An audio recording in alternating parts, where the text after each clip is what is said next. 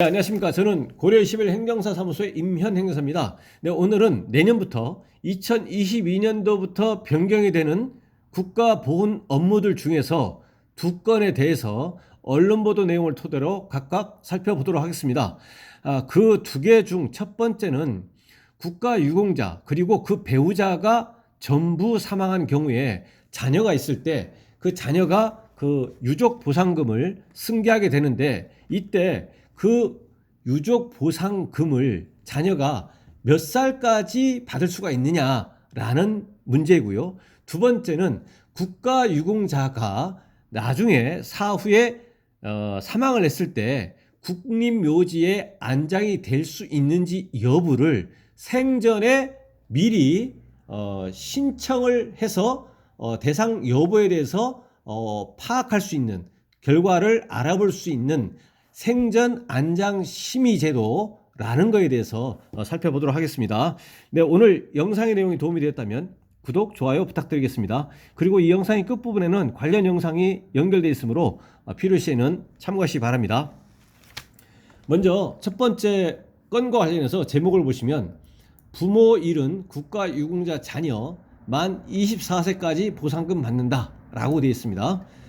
내용을 보시면 부모 모두가 사망한 국가유공자 자녀에 대한 보상금 지급 연령이 만 24세까지로 늘어난다. 국가보훈처는 오늘 국가유공자 자녀의 보상금 지급 연령 기준을 기존 미성년자, 기존 이제 미성년자입니다.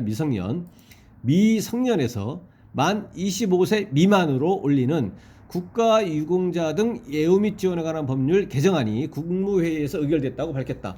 보훈 보상 대상자 자녀의 보상금 지급 연령도 관련 법령 개정안 의결로 미성년에서 만 25세 미만으로 상향됐다. 그러니까 국가유공자하고 보훈 보상 대상자의 자녀에 대한 보상금 지급 연령이 기존의 미성년은 민법상의 성년이 만 19세 이상부터 성년이기 때문에 만 19세 미만입니다. 그러니까 만 19세 미만까지만 기존에 지급을 했었는데 내년부터는 만 25세 미만까지 지급하겠다라는 걸로 바뀌었다는 겁니다. 보훈처는 대학 진학 등을 이유로 경제활동을 할 수 없었던 국가유공자 보훈 보상 대상자 자녀들이 안정적으로 자립할 수 있는 기반을 마련하는 데 도움이 될 것으로 기대된다고 밝혔다. 이번 개정으로 내년 1월부터 국가유공자 보훈 보상 대상자 자녀 26명이 추가로 보상금을 받게 될 예정이다.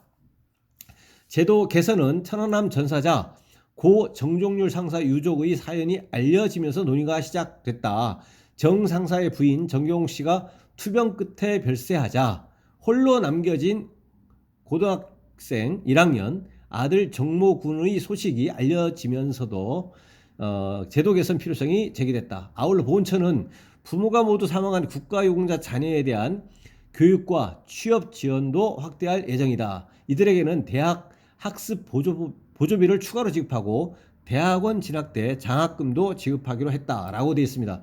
그래서 국가유공자하고 그 배우자가 모두 사망한 경우에는 그 미성년자가 그 보상금을 받을 수 있는 연령이 기존에 이제 미성년자였을 때만 받았던 건데 만 19세가 되는 순간 지급이 안 됐는데 이제는 만 25세 미만까지, 그러니까 만 24세까지 받는 것으로 내년부터 이제 적용되는 것으로 변경이 됐다라는 것을 이제 알고 계시면 되겠습니다.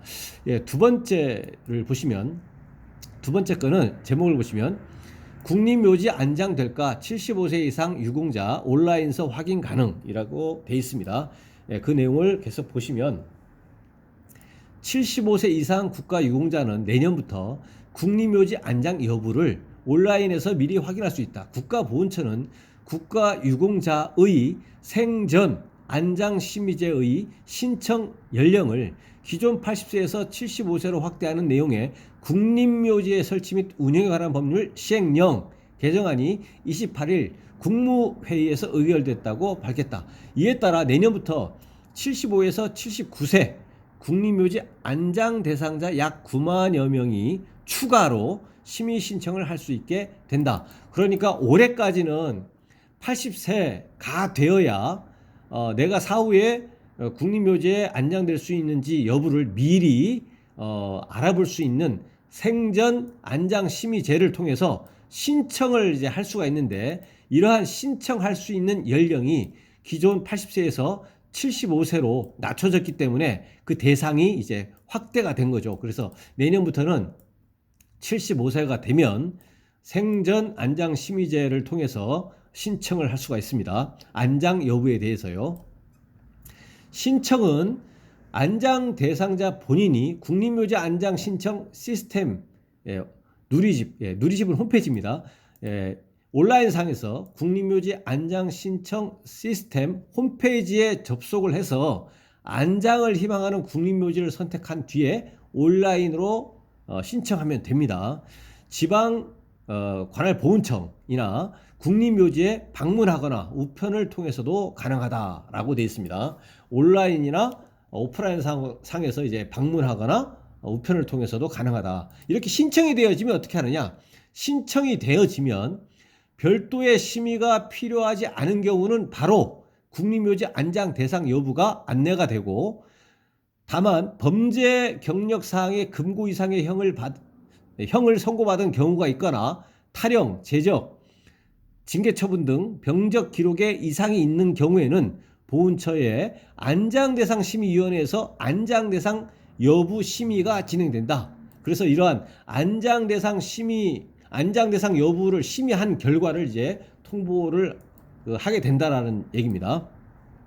보훈처 관계자는 생전 안장 심의 신청 연령의 확대를 통해서 80세에서 75세로 이렇게 확대를 통해서 더 많은 국가유공자에게 국립묘지 안장 여부에 대한 알 권리와 장례 편의를 제공하는 등 앞으로도 보훈 가족들이 체감하고 만족하는 든든한 보훈 구현을 위해 지속해서 노력하겠다고 말했다라고 되어 있습니다. 그래서 생전에 내가 사후에 국립묘지에 안장될 수 있는지 여부를 미리 알아볼 수 있는 생전 안장심의제 생전 안장심의제 신청 연령이 종전에 80세에서 75세로 연령이 낮춰져 가지고 그 신청할 수 있는 연령이 확대가 됐다는 내용, 그리고 이거는 이제 국립묘지 안장 신청 시스템을 통해서 확인할 수가 있는데요. 이 국립묘지 안장 시스템이라고 그 인터넷 뭐 네이버나 이런 데 이렇게 그 검색어로 입력을 이렇게 하시면 됩니다.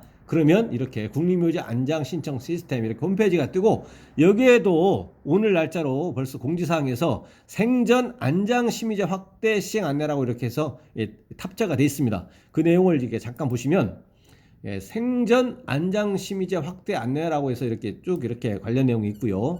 여기에 이제 참고할 부분만 보시면 안장 대상자 본인이 국립묘지 안장 시스템을 통해 신청할 수가 있고 오프라인 신청도 가능하다 라고 하면서, 오프라인 신청은 지방보훈청 및 각 국립묘지 방문 우편 신청을 통해서 할 수가 있다, 이렇게 되어 있고요. 그 다음에 여기 연락처, 국립묘지 전화번호 연락처가 이렇게 있습니다.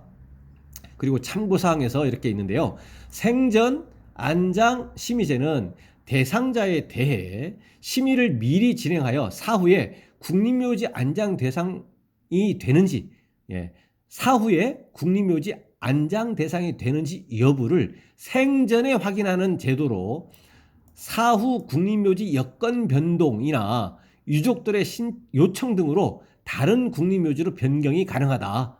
다른 국립묘지로 변경이 가능하다. 또한 생전 안장 심의 결과 안장 대상으로 결정되었다고 하더라도 이와 별개로 사후에 국립묘지 안장을 원하는 경우 유족이 사망진단서를 첨부하여 안장을 희망하는 국립묘지에 안장 신청을 하여야 한다라고 이렇게 참고사항으로 이렇게 되어 있습니다. 그리고 생전 안장 심의 결정 신청일로부터 안장 대상자 사망시까지 추가 범죄 경력 등이 확인되는 경우에는 이제 제외될 수 있다. 안장 대상에서 제외될 수 있다. 이렇게 되어 있고요.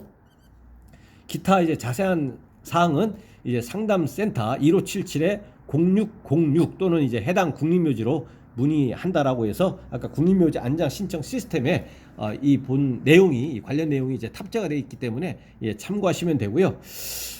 네, 오늘은 그 내년부터 변경이 되는 그 국가보훈 업무 2건에 대해서 언론 보도 내용을 토대로 해서 살펴봤습니다.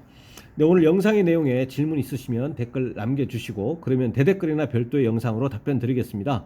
네, 오늘 영상의 내용이 도움이 되었다면 구독, 좋아요 부탁드리겠습니다. 네, 감사합니다.